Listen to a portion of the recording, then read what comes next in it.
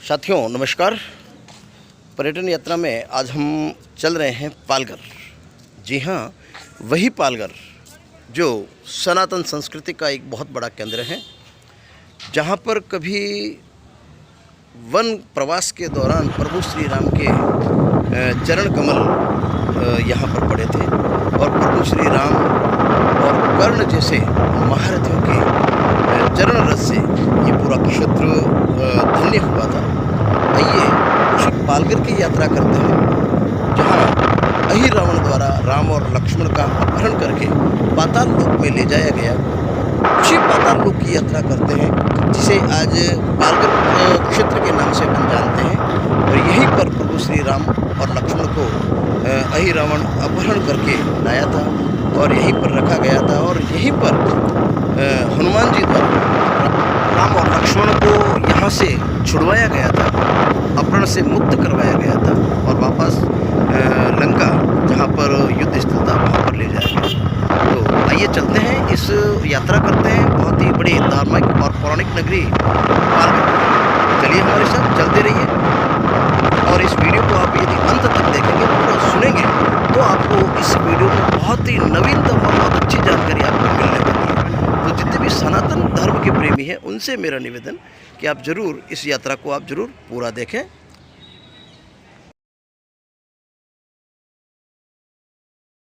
साथियों नमस्कार। पर्यटन यात्रा में इन दिनों हमारी यात्रा चल रही है पालघर, महाराष्ट्र से। ये पालघर बहुत ही ऐतिहासिक, सांस्कृतिक और सनातनी महानगर है।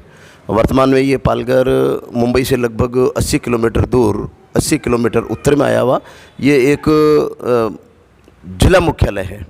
और यहाँ पर इस पालघर के बारे में ऐसा कहा जाता है कि जब सतयुग का ज़माना था और सतयुग में जब प्रभु श्री राम ने यहाँ पर अवतार लिया था अयोध्या में, तो वनवास प्रवास के दौरान जब वो राक्षसों का संहार कर रहे थे, तो ऐसा सुनने में आता है, कहा जाता है कि अहि रावण द्वारा राम और लक्ष्मण का अपहरण कर लिया जाता है। और उसके बाद में अहि रावण के द्वारा जब अपहरण हो गया था और वो पाताल लोक में जाने की वो प्रक्रिया चल रही होती है, तभी हनुमान जी आकर उनको, प्रभु श्री राम और लक्ष्मण को बचाते हैं और वापस यहाँ से छुड़ाकर वापस ले जाते हैं। तो ये कुछ घटना इस क्षेत्र से जुड़ी हुई है, जैसा कि हमें जानकारी मिली है।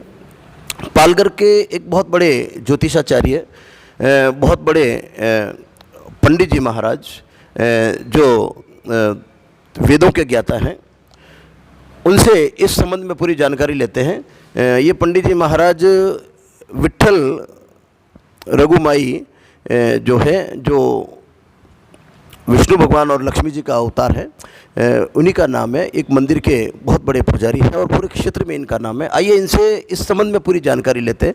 पंडित जी महाराज, आपका पर्यटन यात्रा में बहुत बहुत स्वागत। धन्यवाद सर। हरे कृष्ण। नमो वेद पुरुषाय। तो जैसे आपने बताया, तो ये जो पालघर है, तो तीनों युग में इसकी ख्याति बनी है जी। केवल के सतयुग, त्रेता, द्वापर में ऐसा नहीं है। और प्रभु रामचंद्र जी के दिव्य चरणों का स्पर्श यहाँ हुआ है और स्वयं कर्ण भगवान भी यहाँ थे, आए तब। कर्ण भगवान, राजा कर्ण, यानी महाभारत काल में भी इसका योगदान रहा। तो तीनों युग में मैंने बताया, तो तीनों युग का इसमें है। और कलयुग में भी इसका महात्म्य सबसे बड़ा है। जिस काली में भगवान अवतार लिए थे, उस समय भगवान का भी यहाँ चरण स्पर्श हुआ। और संतों का काल यदि घोषित की जाए, तो संतों के काल में भी यहाँ संत भी पधारे हैं, उनका जन्म यहाँ हुआ है। दो बड़ी संजीवन समाधि लेने वाले संतों का भी यह पुण्य पावनधर है। तो सबसे बड़ी बात मैं बताऊँगा कि ये जो इलाका है, सब आजू बाजू वाला, ये पूरा क्षेत्र जो पालघर का पूरा क्षेत्र जो है, पूरा क्षेत्र जहाँ हमने कहा, ये तो श्री क्षेत्र कहना चाहिए। क्योंकि यहाँ से सबसे बड़ा जो मैं ये कथा बताऊंगा, वो सबसे बड़ी है वो महिकावती माता की। ये रावण की कुल देवता थी महिकावती। हाँ, महिकावती। ये महिकावती जो वडराई में जो माता जी का मंदिर है, तो यहाँ से जितनी भी समुद्र है आगे से, यहाँ 5-6 किलोमीटर से समुद्र चालू हो जाता है। अरब सागर जिसे अपन कहते हैं। तो ये अरब सागर की ऐसी पावन भूमि है जहाँ स्वयं रावण जी का कुल देवता विराजमान है, कुल स्वामिनी विराजमान है इस क्षेत्र। हाँ, यस, ये रावण जी की कुल स्वामिनी थी। इसके लिए उसके नाती, यानी पुत्र के पुत्र अहि रावण और मही रावण, इनको ये क्षेत्र उसने संभालने के लिए दिया था। ये बात त्रेता युग की बनी। त्रेता युग में यहाँ अहिरावण महिरावण नाम के दो राक्षस थे जो रावण के पपौत्र थे, और वहाँ ये सब इस क्षेत्र में राज करते थे। और उसी क्षेत्र के अंदर जैसा सुंदरकांड यदि आपने सुना या रामायण या महाभारत किसी ने सुनी है, तो रामायण में तो यह सुवर्ण लिखित भाग लिखा जाता है कि जब प्रभु जी कन्याकुमारी के जो युद्ध का समय चालू था और युद्ध के समय डरे हुए रावण जी को संभालते उनके प्रपौत्र का कि हम लोग उनको बलि चढ़ा देंगे अपनी कुलदेवता को, तो उनकी कुलदेवता जो है ये महिकावती माता है। मतलब रावण के जो नाती थे वो राम और लक्ष्मण की बलि देने के लिए उन्होंने अपहरण किया था। तो ऐसे कहा जाता है कि कन्याकुमारी से भूमिगत मार्ग से वो वहाँ यहाँ वडराई में आ गए, यानी पालघर क्षेत्र में आ गए। ये वडराई यहाँ से करीब 6 या 7 किलोमीटर दूर है जहाँ अपन चले थे, और वहीं की बात हो रही है। हाँ, तो वो एकदम जो किनारा जो है नदी एक साथ सागर से मिलती है, ऐसा वहाँ क्षेत्र बना है। पूरी नदी है और नदी सागर से जाकर मिलती है, वहाँ नदी का मुख बना है। तो उसी क्षेत्र में वो महिकावती ना, आज तो मंदिर छोटे स्वरूप में है, लेकिन त्रेता युग काल में वो सबसे बड़ा मंदिर था, क्योंकि इतने बड़े रावण का वो कुल देवती माता कुल स्वामिनी थी। तो यह 52 शक्तिपीठों में एक महिकावती नाम का एक शक्तिपीठ भी जाना जाता है, लेकिन इसका विकास नहीं हुआ दैत्यों के कारण। दैत्यों के कारण, बाकी ये शक्तिपीठ है। शक्तिपीठ का मतलब होता है स्वयं प्रकटीय जो देवी होती है, स्वयंभू माँ प्रकट हुई है। और शक्तिपीठ का दूसरा भी सती का अंग जहाँ जहाँ गिरा माँ सती देवी का, वहीं वहीं ये शक्तिपीठ बने। तो कहा जाता है कि उस समय अहिरावण और महिरावण ने रात के समय प्रभु रामचंद्र जी को, लक्ष्मण जी को, दोनों को, प्रभु को उठाकर भूमि मार्ग से यहाँ वडराई लाकर यहाँ बंदी में रख दिया था, और दूसरे दिन उनकी बलि चढ़ाने वाले थे। अच्छा, तो ये भूमि मार्ग से लेकर आए, इसीलिए ये कथा मतलब प्रचलित है कि उनको पाताल लोक में लेके गए, मतलब ये उसको पाताल लोक के माध्यम से उसको मान लिया गया। नहीं, यानी पाताल लोक का जो मुख्य द्वार है, ऐसा कहा गया है कि पाताल लोक जाने का एक द्वार यहाँ वडराई से भी खुलता है।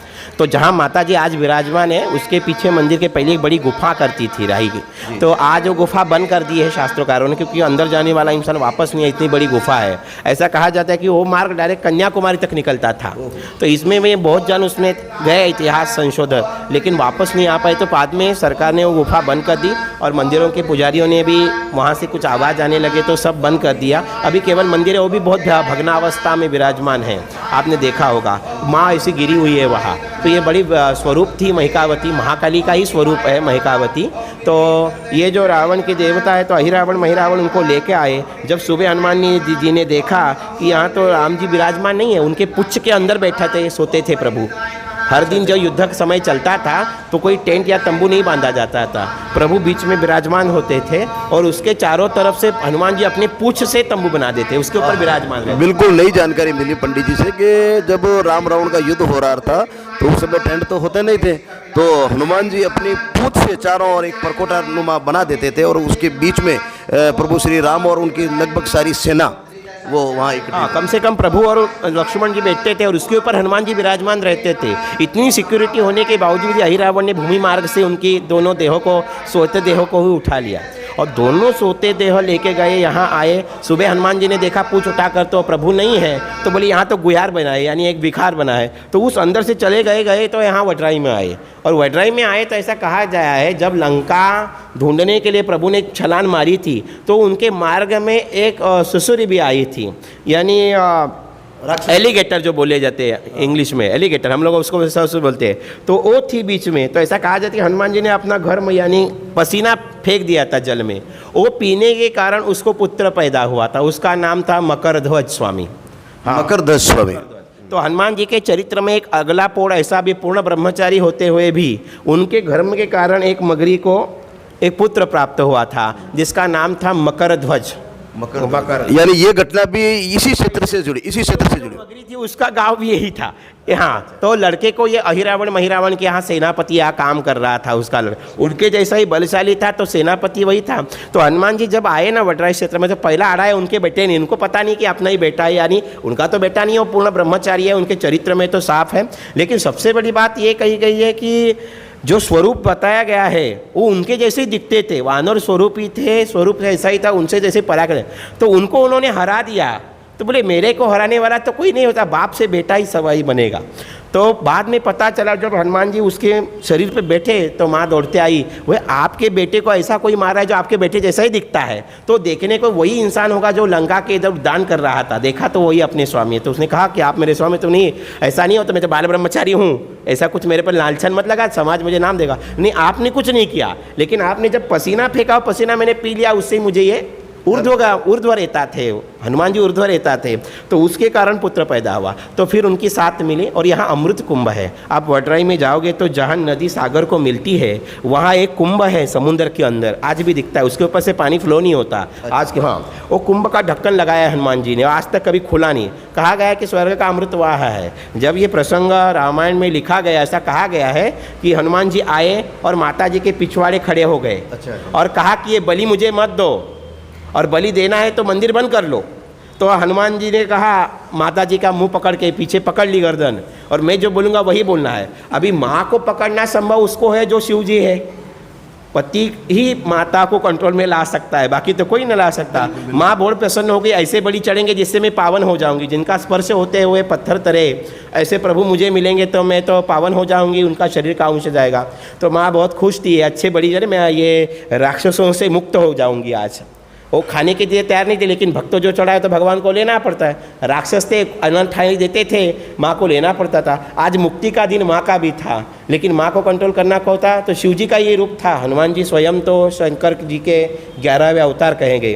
तो हनुमान जी ने क्या किया, माँ तो तैयार नहीं थी राम और रावण लक्ष्मण जी को छोड़ने के लिए, तो हनुमान जी ने अपने पग से माता को नीचे गिरा दिया है। इसके लिए माँ ऐसी बैठी है, सिर, हाँ, वो पूरी गिरी हुई है, पूर्ण शरीर माँ का था, गिरी मुद्रा है। अभी वो थोड़ा भराव डाल के सब झुका दिया, खाली माँ की शरीर, नहीं तो पूरा शरीर दिखता था पहले। अच्छा। यानी 50 साल पहले या 25 साल पहले आप जाते थे मंदिर में तो पूरा शरीर था, लेकिन मैंने जैसे कहा गुफाएं बंद कर दी सब आजू बाजू की, वो क्षेत्र की, तो बहुत वहाँ आवाज़ आते थे, तो सब वहाँ बंद कर दिया है, इसलिए उसको जागृत मंदिर कहते हैं। यह जय बहुत बड़ा जागृत है कि स्वयं प्रभु जी वहाँ पधारे थे।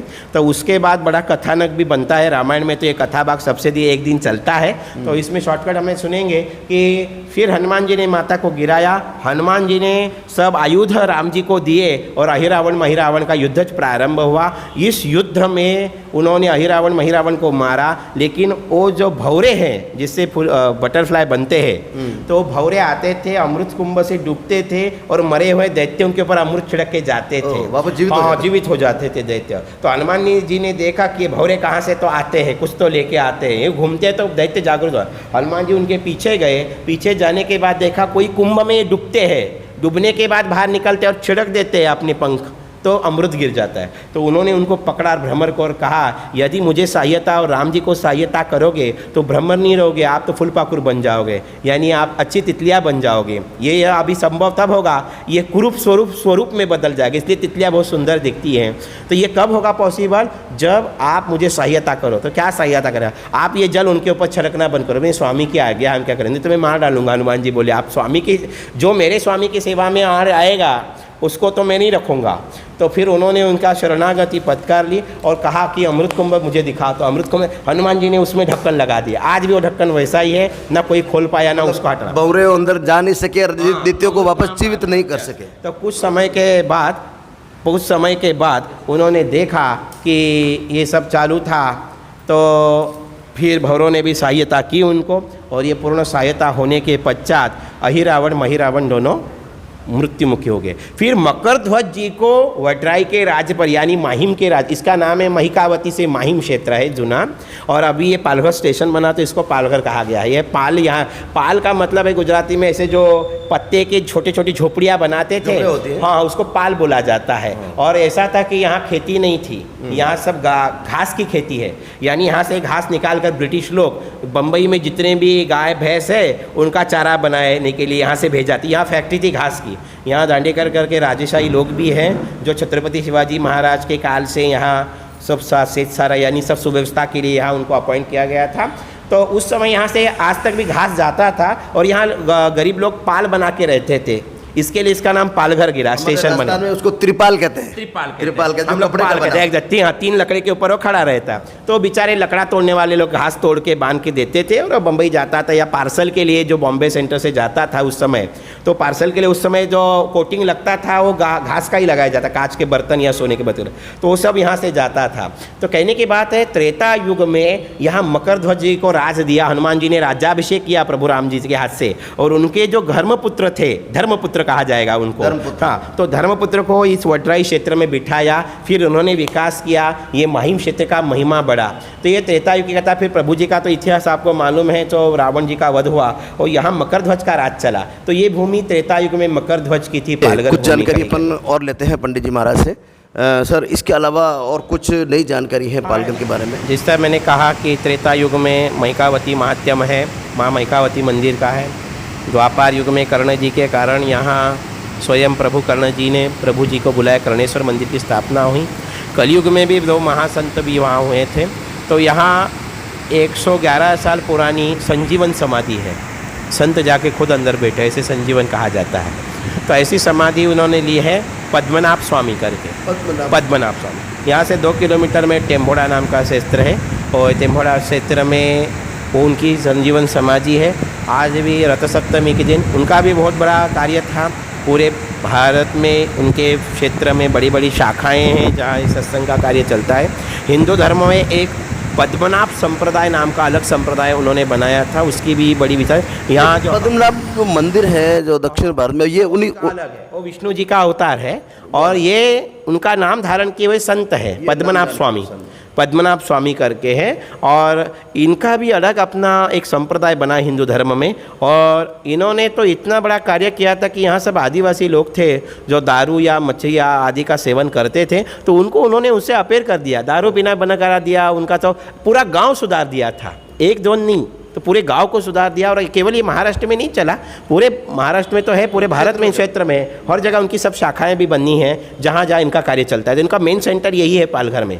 दूसरे जो बड़े संत थे जो महाराष्ट्र में प्रचलित है, जिनका नाम है संत सोनोपंत मामा साहेब दांडेकर, ये पूरे महाराष्ट्र में सबसे बड़े संत कहे गए। इन्होंने ही जो वारी परंपरा है महाराष्ट्र में पंढर विठोबा की, जहाँ पब्लिक विठोबा की तरफ चल के जाते हैं 250 किलोमीटर आलंदी क्षेत्र से, उसकी परंपरा को एस्टेब्लिश करने के कार्य में ये सोनोपंत मामा जी का सबसे बड़ा कार्य था। उनका नाम ही सोनोपंत रखा था, सोने जैसा पंत, पंत यानी राजा है, और सोने जैसा उनका नाम सोनू, उनके प्रेम से बच्चे में कहा जाता था, उनका नाम सोनोपंत रखा गया।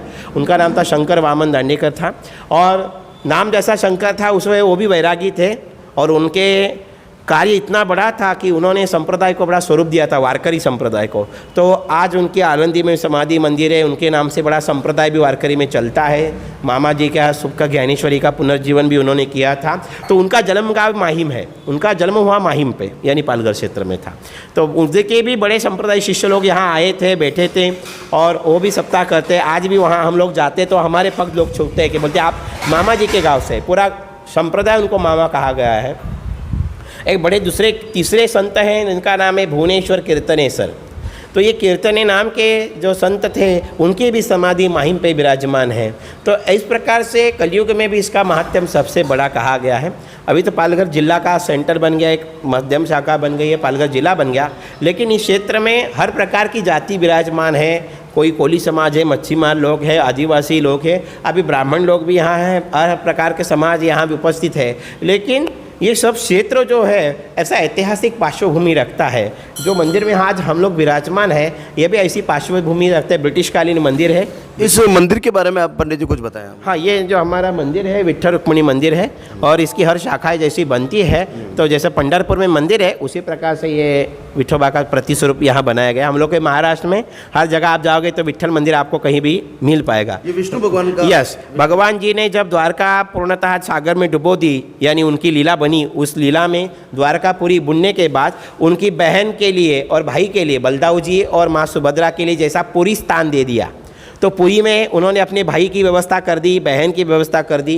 पुरी में तो कुछ कम नहीं है, सब द्वारका जैसा ही सुख वहाँ मिलेगा। लेकिन जो माँ रुक्मिणी रूठ गई अपना घर डुबोने के बाद, तो पति से रूठ गई और माँ जाकर पंढरपुर में एक डिंडीर वन नाम का वन है, वहाँ रूठ कर बैठी तपस्या के लिए। तो प्रभु अपने भक्त, पुंडलिक नाम के उनके भक्त थे, तो उनके भक्त का उद्धार करने के लिए और माता जी का यानी जो रूठी थी उनको मनाने के लिए प्रभु एक ही अवतार में गए। तो ये कृष्ण का अवतार है जब द्वारका पूर्णतः लय हो गई थी। तो पुरी में भाई बहन की जगह देने के पश्चात प्रभु अपनी पत्नी को समझाने के लिए पंढरपुर क्षेत्र में गए, अपने भक्त का उद्धार किया। नाम था पुंडलिक, क्षेत्र का नाम गिरा पंढरपुर, और वहाँ माता भी विराजमान थी। जब प्रभु गए तो हाथ में इसके लिए भगवान ऐसे है, बिना शस्त्रधारी है, दोनों हाथ उन्होंने कमर पर रखे हैं, वो भक्तों के लिए खड़े हैं। वो ऐसे कहा गया है कि कमर पे हाथ रखे कह रहे मेरे भक्त आओ मेरे पास, तो भक्तों की राह में खड़े भगवान हैं। और स्वयं रुक्मिणी माता रूठी थी, जब वहाँ गए तो बांसुरी की नाद सुनाई दे, माँ बोली ये तो स्वयं प्रभु का नाद है।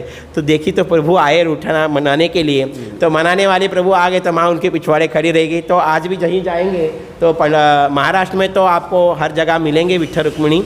तो ऐसा कहा गया है कि बहन भाई के लिए पुरी है, उसी प्रकार माता जी के लिए स्वयं पंढरपुर क्षेत्र है। तो जितने भी गोप है वो सब यहाँ वारकरी बन गए। तो इसके लिए पंढरपुर में आषाढ़ी एकादशी और एकादशी का महात्म्य बड़ा है, आषाढ़ी यात्रा भरती है। और ये जो हमारा मंदिर है, तो ये मंदिर की जो मालकिन थी, रानी थी ये पालघर की, माई साहब दांडेकर करके, तो उनको साक्षात प्रभु गिफ्ट मिले हैं चंद्रभागा के स्नान करते समय। वो स्नान कर रही थी, जान देने के लिए गई थी, ऐसे कुछ प्रसंग उनके जीवन में आए।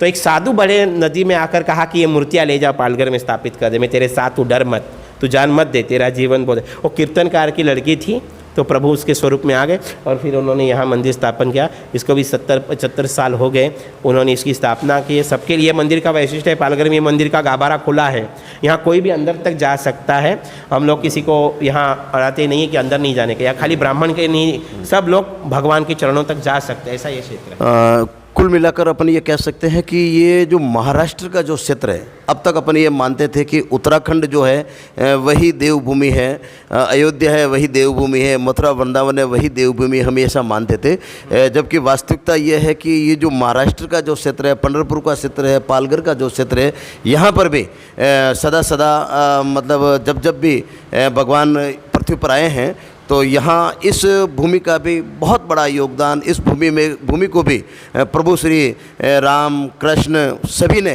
अपने श्री चरणों से सुशोभित किया है, शोभायमान किया है, और संत भूमि ये रही है। तो ये थी हमारी पालघर से एक बहुत बड़ी यात्रा, और मैं पंडित जी का बहुत बहुत धन्यवाद देना चाहूँगा जिन्होंने बहुत अच्छी जानकारी बताई। पंडित जी से मैं थोड़ा परिचय जानना चाहूँगा, आप अपने बारे में थोड़ा। हाँ, तो परिचय क्या है, सब प्रभु की लीला है, लेकिन मैं अष्टादश पुराण वक्ता हूँ और अभी ये पुरस्कार मुझे पुणे में प्राप्त हुआ था। 18 पुराणों का सब कुछ पठन होने के बाद उसका पुरस्कार प्रदान होता है। ज्योतिषी में थोड़ा बहुत देखता हूँ, बच्चों को सिखाता हूँ, ज्योतिष विद्यालय भी है, वेद पाठशाला भी चलाता हूँ, उस प्रकार से वास्तु विज्ञान भी सिखाता हूँ जो वेद वास्तु है। आज का जो काल में हर प्रकार के अलग अलग फेंग शुई आ गई है बाहर गाँव का, उसको छोड़कर मंत्र शास्त्र कितना प्रगट है उसके बारे में व्याख्यान होते हैं। स्वयं भागवतकार हूँ, कथा भी करता हूँ जैसा जमे प्रभु की सेवा में। तो गए 15-20 साल से ये कार्य चालू है मेरी उम्र से हिसाब से, और जहाँ भी हो, जब भी कोई धर्म का प्रश्न उपस्थित हो तो हर समय हम लोग वहाँ उपस्थित होते हैं। आप जैसे धर्म प्रेमी आते हैं तो मुझे बड़ा आनंद हो जाता है। इस प्रकार यदि धर्म का कार्य बढ़े और सच्चाई से बढ़े, ये अनेक माध्यम से क्या हो जाता है कि पब्लिक बहकाए जाते हैं, धर्म के नाम पर कोई भी कार्य किया जाता है, ऐसा नहीं है। धर्म तो बड़ा विज्ञान को लेकर है, उसमें किसी प्रकार की अंधश्रद्धाएँ नहीं है, पूर्ण आयुर्वेद से भरा हुआ, धर्म से भरा हुआ और मन को शांति देने वाला धर्म है, लेकिन उसका प्रयोग अलग तरह से हो रहा है। तो हम लोग का प्रयास है आगे जाकर हिंदू धर्म में सोने की चिड़िया बनती रहे, और ये जो जीवन है वो धर्म के कारण 200 साल इंसान जीता था, आज 15 साल 50 साल की भी उम्र में जा रहा है। इसका कारण यह है धर्म का अपप्रचार हो रहा है कि धर्म की स्थापना हो, हिंदुस्तान खाली हिंदू धर्म के लिए ऐसा न हो, उसमें एक प्रतिष्ठित हिंदू धर्म की स्थापना हो, और जो हिंदू धर्म को मान था, सम्मान था, फिर से प्राप्त हो। और हम हिंदू कहने के लिए न बने, आत्मा से भी बने और स्वाध्याय से भी बने। हम कहने के लिए हिंदू है लेकिन स्वाध्याय के नाम से जीरो में है।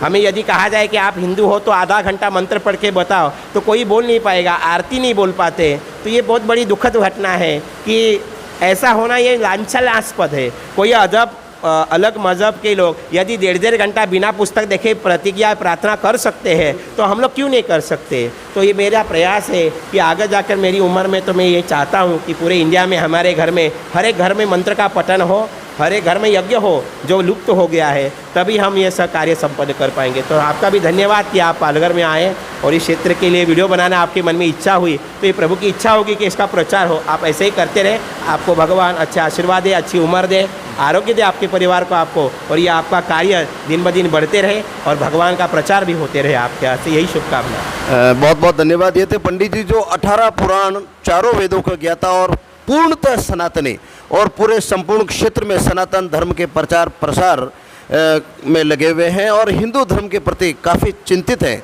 जिस प्रकार आज वर्तमान में हिंदू धर्म के लोग अपने मूल धर्म से विमुक्त होते जा रहे हैं, ऐसे में आपकी बात बहुत ही प्रासंगिक लगती है। मैं आदरणीय पंडित जी का सत सत नमन करता हूं और आपको बहुत बहुत धन्यवाद देता हूं। आपकी जो मन में सनातन धर्म के प्रचार प्रसार की जो बात है वो बहुत दूर तक जाए, आगे तक जाए। मैं अपनी बात को यही विराम देते हुए आप सभी का बहुत बहुत धन्यवाद। श्रवण कुमार लक्षकार, इतिहासकार, पर्यटन प्रेमी और लेखक, आप सभी का बहुत बहुत धन्यवाद। पालघर विट्ठल मंदिर से आप सभी का एक बार पुनः बहुत बहुत धन्यवाद। जो भी पर्यटन प्रेमी हैं, जो भी सनातन प्रेमी हैं, उन सभी से निवेदन, यदि हमारा ये वीडियो देख रहे हैं तो आप ज़्यादा से ज़्यादा इसका प्रचार प्रसार करें, इसको सब्सक्राइब करें, लाइक करें और अपनी कमेंट के माध्यम से आप ज़रूर अपनी बात बताएं। हमारा एक ही उद्देश्य है कि हमारे जितने भी धार्मिक स्थल है, हमारे जितने भी पर्यटन स्थल है, उसका ज़्यादा से ज़्यादा प्रचार प्रसार हो, धर्म का प्रचार हो। इस पूरी यात्रा में हमारे सारथी बने हैं प्रकाश भाई लखारा, जो मूल रूप से राजस्थान के हैं, पर गत लगभग 50 वर्षों से आप और आपका पूरा परिवार यहाँ पालघर में स्थापित है और इन्होंने मुझे पूरे पालघर, पूरे क्षेत्र की यात्रा करवाई। इनके साथ इनके ही भाई अनिल जी और इनके परिजन जितने भी हैं वो सारे इन्होंने मेरी सहायता की और बताया। आपका भी प्रकाश जी बहुत बहुत धन्यवाद। ये धर्म का प्रचार प्रसार चलता रहे। धन्यवाद। वो कुछ नहीं, जय जय विठ्ठल रखवाई। हमारा तो यही समर्पित है, हमारा जीवन ही समर्पित है श्री चरणों में और गुरु जी को आदर्श मानते हुए हम उनके कार्य में सदैव तत्पर रहते हैं। बहुत बहुत धन्यवाद। इनके साथ हमारे एक साथी और थे कुणाल जी, जिन्होंने भी हमें सूर्य मंदिर की यात्रा करवाई और वगोबा घाट, और अनिल जी ने कल हमें वहाँ पर वडराई मंदिर जो माता जी की बात है उनकी यात्रा कराई। आप सभी का मैं अपनी ओर से पर्यटन यात्रा चैनल की ओर से बहुत बहुत धन्यवाद देता हूँ। धन्यवाद। जय हिंद।